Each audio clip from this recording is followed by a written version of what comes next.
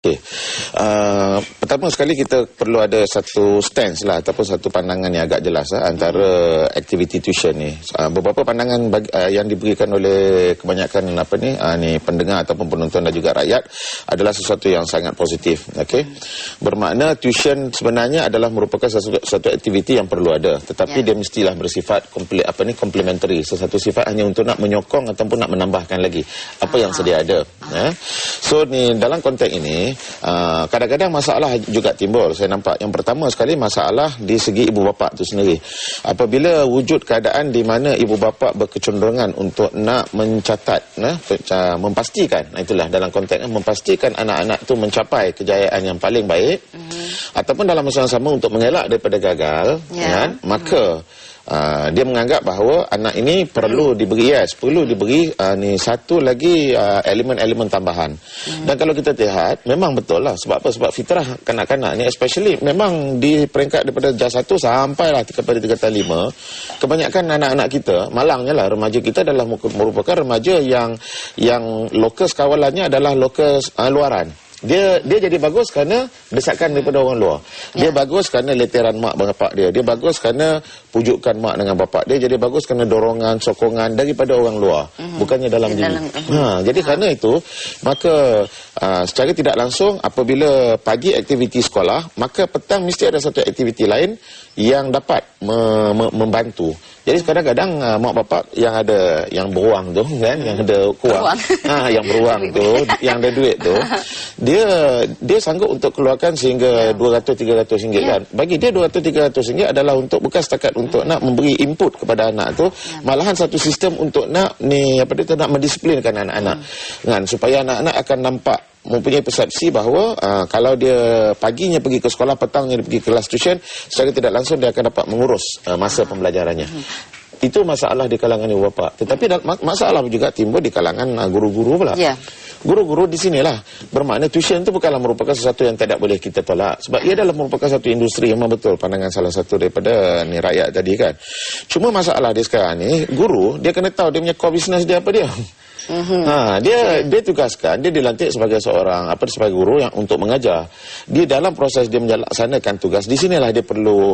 Sebab itu kita kata guru pun sama juga. Guru pun kadang-kadang sepatutnya dia ni seorang yang mempunyai lokus kawalan dalaman, kerana dia dah orang tua, dia dah dewasa, masuk remaja tua ataupun dewasa muda dan sebagainya.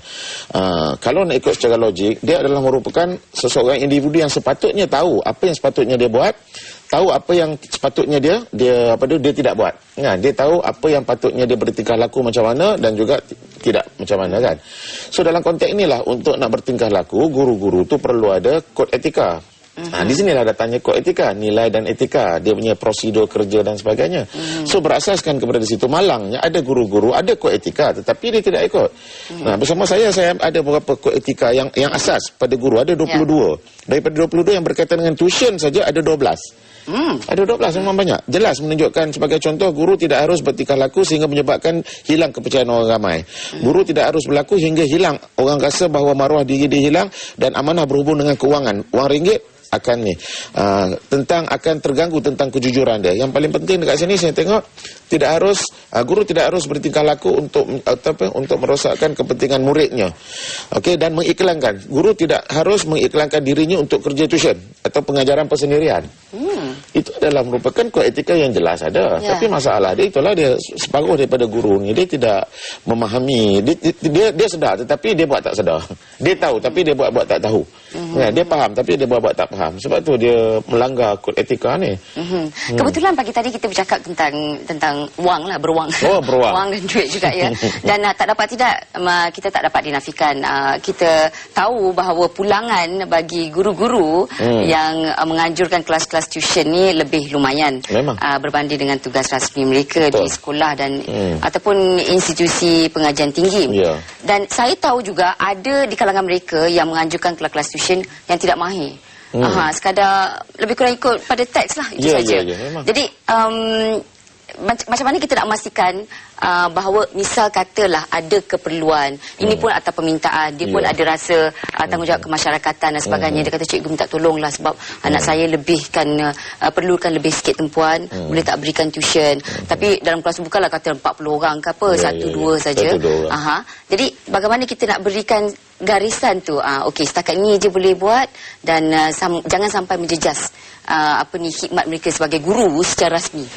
Okey, itulah dia. Sebenarnya seorang guru dia kena jelas bahawa apabila dia menjadi seorang guru, dia tertakluk kepada core business dia, kan? Iaitu dalam sebagai seorang guru, dia kena merancang, dia kena melaksana, dia kena memantau, memimpin dan juga menilai aktiviti-aktiviti pendidikan, iaitu pengajaran dan proses pembelajaran, dan juga elemen-elemen penilaian. Ada 3 kerja tu, pengajaran, pembelajaran anak-anak dan juga penilaian proses tu, kan. Dan juga lain daripada tu perkembangan pelajar-pelajar tu sendiri, kan, yang memang jelas yang ada di dalam tugas dan peranan yang telah pun dideskripsikan oleh pihak kementerian dan juga yang telah pun diberi daripada masa ke semasa oleh ketua jabatan, iaitu pengetua dan sebagainya, kan. Bermakna benda tu dah ada dia punya core business. Okey, katakanlah kalau kita nak melaksanakan kerja luar dan sebagainya, boleh, tak ada masalah. Sebab itulah tuition ni sebenarnya adalah merupakan sesuatu yang satu usaha sebenarnya untuk nak memberi. Kalau tak ada tuition tu tak bagus juga bagi saya. Sebab ini meningkatkan lagi peluang untuk anak-anak itu meningkatkan lagi kepakaran mereka, prestasi dan sebagainya. Cuma masalah dia apabila ada individu yang melaksanakan aktiviti tuition ni, yang pertama sekali dia menolak core business dia. Dia terlalu menumpukan kepada kerja tuition sehingga kerja yang asal tu tidak dilaksanakan. Inilah dikatakan bahawa guru yang melanggar etika. Guru yang tidak ada nilai dan tidak ada etika dan tidak ada integriti langsung, kan. Sekarang ni kalau kita kajian, kita menekankan tentang elemen integriti. Integriti, cakap serta bikin.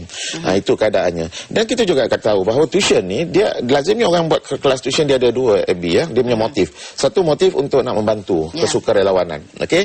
Ini banyak kita nampak macam GPMS, dah lama dah kita buat tuition kampung dan sebagainya, kan. Kadang-kadang kita hanya bayar duit duit minum kopi lah. Duit power root dan sebagainya, kan, sekarang ni.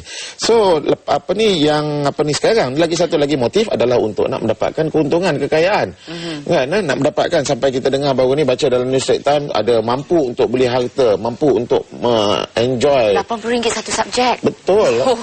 Enjoy dekat luar negara, kan. Cikgu, kan. Memang sesuatu benda, kan.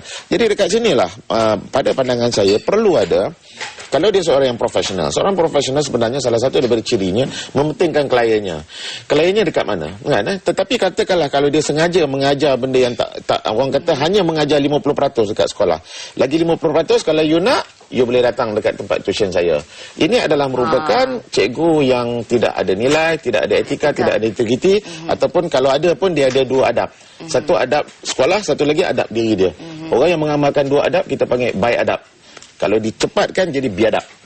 Cikgu yang biadab ataupun pengusaha tuition yang biadab. Itu dia. Jadi kita harapkanlah kepada golongan guru kita sangat sebagai masyarakat, kita sangat bergantung sangat kepada khidmat daripada guru, dan diharapkan guru berikan 100%, 100%. Sebenarnya banyak cikgu-cikgu yang bagus-bagus, kan. Kadang-kadang ini cikgu yang merosakkan profesion tu sendiri, kan. Itulah ya. Kesian cikgu. Jadi kita harapkanlah jangan sampai nilai setitik rosak susu sebelanga, ya. Kerana guru sangat penting untuk masa depan anak-anak kita, ya. Baik, terima kasih banyak.